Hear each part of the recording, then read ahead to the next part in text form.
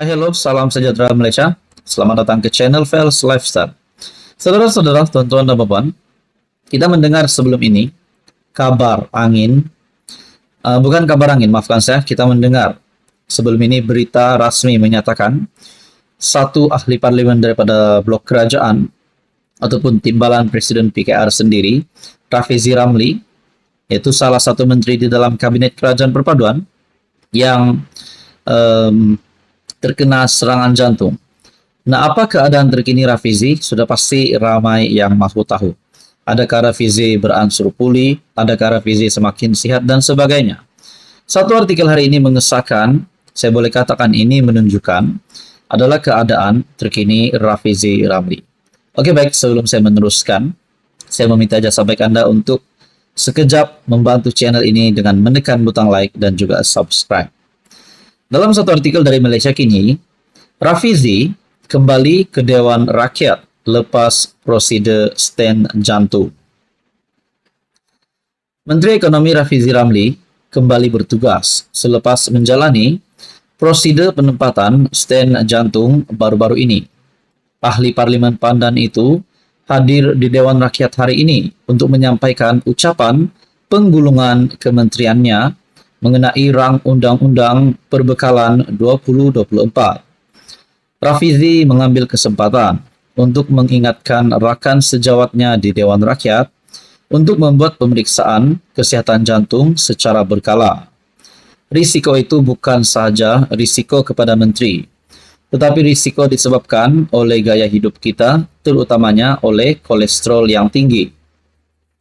Saya ada rekod kolesterol yang tinggi selama 20 tahun, dan akhirnya itu sudah tentu akan menyebabkan ada masalah jantung, katanya.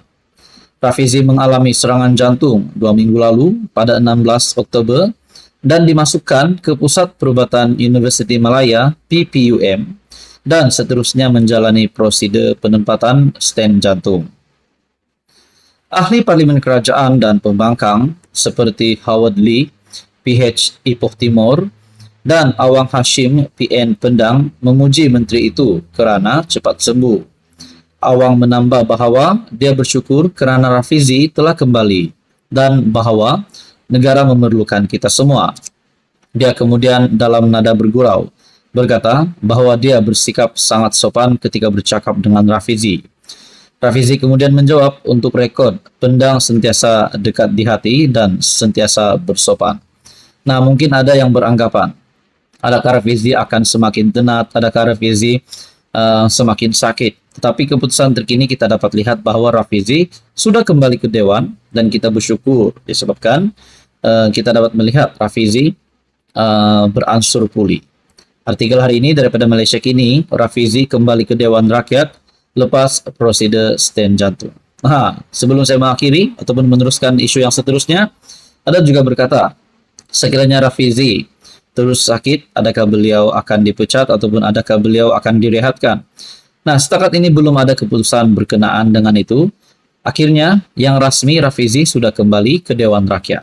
Apa komen Anda? Teruskan bersama di dalam channel ini untuk info yang seterusnya. Halo semua, salam sejahtera Malaysia. Tuan-tuan dan puan yang amat dihormati semua. Kita mendengar sebelum ini di dalam artikel yang dikongsikan kenyataan-kenyataan daripada Tengku Mahkota Johor, TMJ. Yang pertama yang saya ingat adalah berkaitan dengan nasihat daripada TMJ kepada Datuk Seri Anwar Ibrahim, Perdana Menteri Malaysia. Di mana nasihat itu yang saya rasa amat membina dan pasti akan berguna untuk pimpinan Perdana Menteri Malaysia, Datuk Seri Anwar Ibrahim sebagai Perdana Menteri. Sebagai pemimpin kerajaan perpaduan, di mana TMJ menyatakan Anwar perlu lebih berani mengambil keputusan. Itu yang pertama. Dan yang kedua, Anwar, menurut TMJ, Anwar tidak mempunyai pasukan yang baik. Sudah pasti ini merujuk kepada kabinet kementerian menteri-menteri di dalam kabinet kerajaan perpaduan. Nah, dua nasihat ini sudah pasti akan membina ataupun akan menaikkan semula semangat Perdana Menteri Datuk Seri Anwar Ibrahim sebagai Perdana Menteri. Nah, apa yang berlaku selepas itu yang kita nantikan. Apakah yang bakal dilakukan oleh Datuk Seri Anwar Ibrahim? Itu yang kita nantikan. disebabkan seluruh Malaysia memerhati Perdana Menteri Malaysia hari ini yang ke-10 yaitu Datuk Seri Anwar Ibrahim. Satu artikel dari Malaysia Kini berkongsi, Perdana Menteri merafak sembah ucapan tahniah kepada Sultan Ibrahim. Rakyat Malaysia digemparkan dengan berita yang amat gembira ini, berita yang amat baik, di mana Baginda Sultan Johor, Sultan Ibrahim, telah ditabalkan sebagai Yang di-Pertuan Agong ke-17 pada tahun hadapan. Perdana Menteri Malaysia merafak sembah ucapan tahniah kepada Sultan Ibrahim. Perdana Menteri Datuk Seri Anwar Ibrahim selaku Ketua Majlis Parlimen ke-15 merafak sembah ucapan tahniah kepada Sultan Johor, Sultan Ibrahim almarhum Sultan Iskandar yang dipilih sebagai Yang di-Pertuan Agong ke-17. Ucapan itu dizahirkan Anwar pada usul ucapan tahniah kepada Sultan Ibrahim yang dipilih sebagai Yang di-Pertuan Agong ke-17 dan ikrar taat setia Dewan sebelum sesi waktu pertanyaan-pertanyaan Menteri di Dewan Rakyat. Dalam artikel ini, saya selaku Ketua Majlis Parlimen ke-15 bagi pihak Dewan Yang Mulia ini dengan sepenuh ikhlas ingin merafak sembah dengan ucapan setinggi-tinggi tahniah dan ikrar taat setia Dewan ini dipersembahkan kepada Sultan Ibrahim, Sultan Yang di-Pertuan bagi negeri dan jajahan takluk Johor Darul Tazim sempena pemilihan Baginda sebagai Seri Paduka Baginda Yang di-Pertuan Agong ke-17.